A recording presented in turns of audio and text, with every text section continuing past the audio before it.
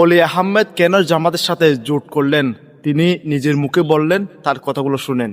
শহীদ জিয়ার বিএনপি এখন আর নাই, বেগম জিয়ার বিএনপি এখন আর নাই, এখন ভাড়াটিয়াদের বিএনপি, দুর্নীতিবাজদের বিএনপি, চাঁদাবাজদের বিএনপি। আমি তো বিএনপিতে ছিলাম,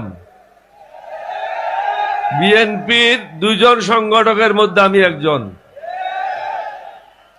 প্রেসিডেন্ট জিয়া এবং আমি দুজনেই বিএনপি করেছিলাম।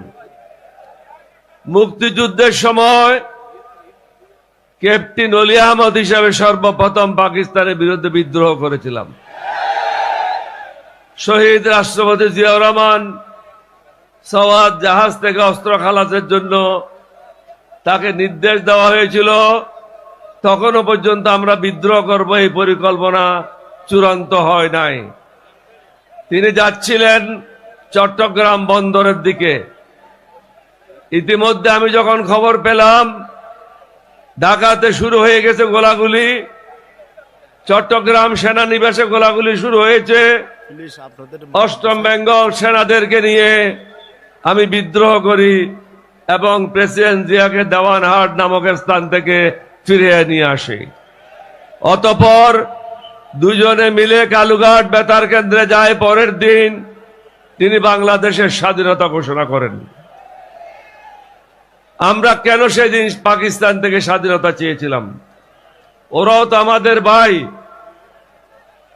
কারণ আমাদের যে ন্যায্য অধিকার ছিল সে অধিকার থেকে আমাদেরকে বঞ্চিত করেছিল। বাংলাদেশের লোকজন বিদেশে যাওয়া খুবই কঠিন ছিল। এখন 1 কোটির উপরে বাংলাদেশি লোক বিদেশে আছে। রাওয়ালপিন্ডিতে এমবেসি থাকলে আমাদের দেশের লোকেরা বিদেশে যেতে পারত না। আমাদের যে অর্থনীতি হয়েছিল সেই অর্থনীতি হতে পারত না। আজকে হাসিনার এবং তার দোসররা, কিছু দুর্নীতিবাজ ব্যবসায়ীরা 234 বিলিয়ন ডলার বাংলাদেশ থেকে পাচার করেছে।